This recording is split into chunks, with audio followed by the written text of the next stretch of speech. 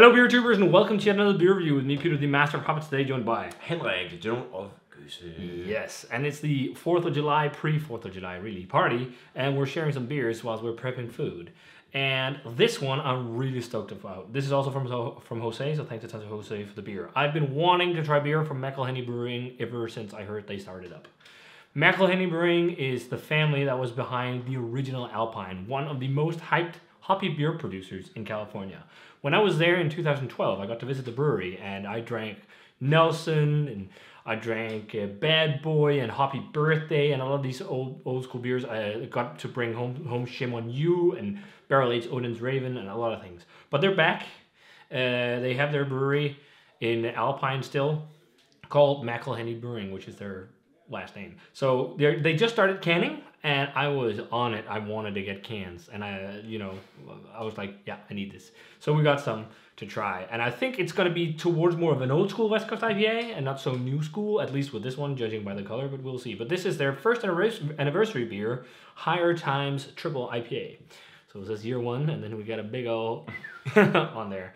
True family craft since 2021, proudly brewed in Alpine, California. So this is a triple IPA, West Coast IPA on 11%, and it features a malt backbone of two-row, Carafoam, Maris Otter, and white wheat.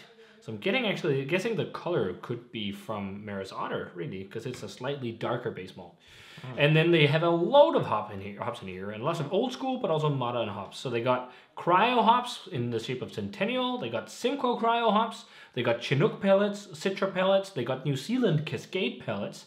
They got Strata pellets, and lastly, fresh whole leaf Mosaic hops. So this is like back in the day on the West Coast where you put loads of different hops in a beer. So yeah, and I don't know the IBUs. I'm guessing it's probably high, but they actually don't advertise that. But that was a big thing back in the day to advertise IBUs. But yeah, it looks nice in the glass, crystal clear. I mean, there's some chill haze, but what would you call the color, Henrik? I mean, it's like not bright orange, but like having orange, very nice hue. Yeah, it's like a warm orange. Yeah, warm orange. It looks really nice. It looks like a classic West Coaster. Yeah, it does. It's a very nice white head. Yeah. I don't know when this was canned. I think it's we got a date. So yeah, pretty much a month ago now. So it's 4 weeks. So it's really fresh. And this one's for you. Let's check out the aroma. Let's do it. Yeah, classic West Coast. Oh yeah. Really, really classic West Coast. This is not like the modern slice stuff. This is like really oily orange. Orange rind, orange peel. It reminds me of Stone Ruination and Stone Ruin 10 and those kind of beers. And also like the old school Alpine, like more resiny, orangey West Coast. It's really orangey. It's an orange bomb. I'm also getting a bit of dankness. There's like an oily, piney, zesty grapefruit thing. Yeah. A little overripeness, but not much.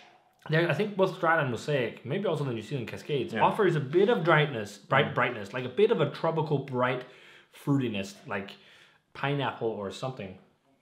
Oof. But it's got lots of oily citrus, and it smells not boozy at all. No, not at all. Yeah, and it smells like it's going to be fairly bitter. There's a lot of, it smells like there's a decent amount of hot side hops because it has like this resiny, oily hop aroma. And it just touches of bready malt. But it's mouth-watering. Let's try it. Cheers. Cheers. Thanks, Jose. That's bitter beer for you. Oh, that's good. Oh, that's nice. It is so, it's really bitter, but it's really well balanced. Really well balanced. So there's loads of intense grapefruit, piney bitterness that dries out on the palate, and it feels dry in the mouth. But there's just enough sweet malt flavor for it to not be enough, or not too much.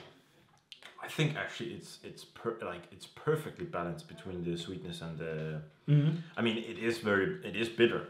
But yeah, it's but it's not like too much bitter. No. Yeah.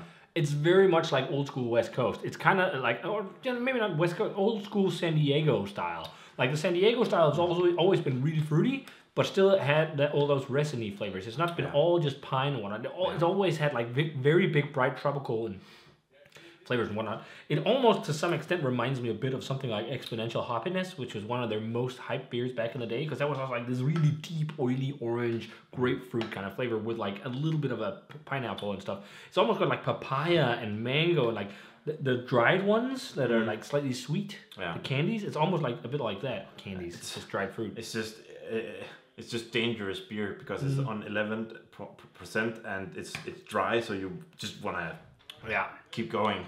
But this really drinks like a beer that's not for the new money drinker. It's lots of old school flavor. It's lots of bitterness. There's a lot of like just like dry bitter, dry bittering flavors, like that sugar coated pink grapefruit flavor as well.